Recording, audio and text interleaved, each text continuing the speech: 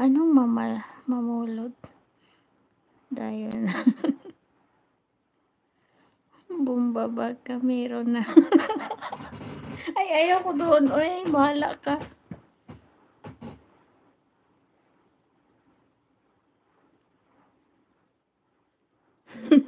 Wala, ay, okay lang yun.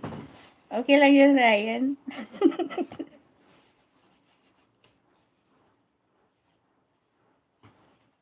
Wala, okay lang yun. Ganun talaga. Nasa malayo tayo.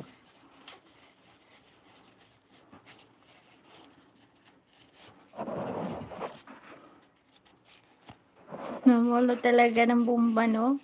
Uy, hindi kayo basta-basta. Akala mo ba hindi ko yan nadaanan?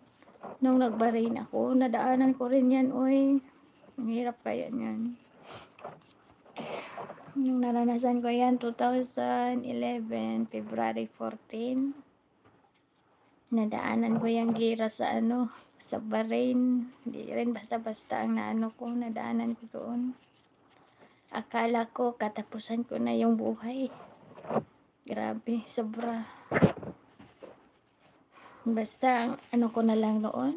Kasi may magsabi kasi, dapa daw, dapa. Ay, Ginoo. Grabe. Hindi ko na yan ayaw ko na maulit yun sa buhay ko. Na alam mo ba, hindi ko nadaanan yan. Ay, nadaanan ko rin yan, uy. 2011, di ko rin yan hindi ko nakalimutan yan. Kahit wala akong anong tawag doon? Wala akong, anong tawag dyan? Ano pa man dun sa noon, sa high school, Islam note. Ngayon pa yun.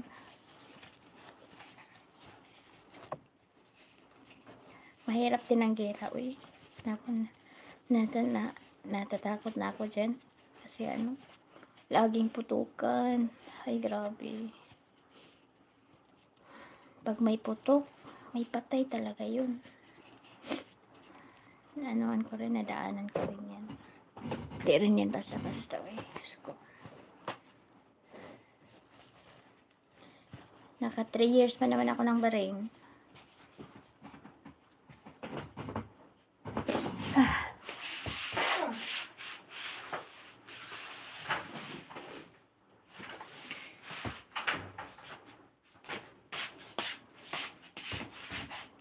Nakakatakot din yun, uy.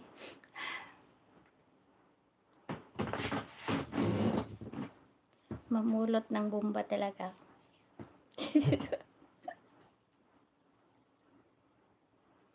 Nakikita ko rin yan. Dumadaan sa bahay ng amo ko. Ilang tao doon sa amin noon nakatira. 2,000. Araw-araw mo yan pakainin. Ay, grabe. Mga kasama ko noon, mga Ethiopia, India. Basta lahat na tao na doon. Ako lang Pilipino. Lang, pakisama. Kahit saan ka magpunta, makisama ka lang. Maraming tutulong sa'yo.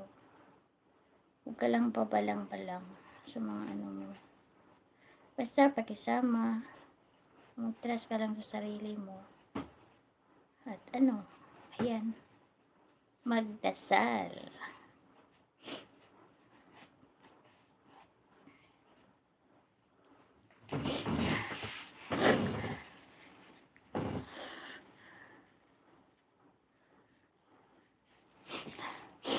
Naka 2 hours na ako Ryan.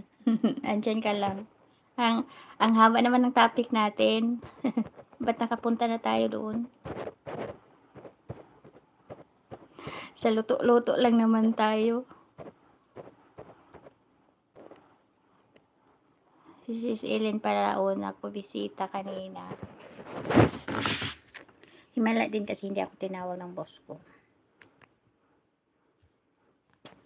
Kasi ako dito,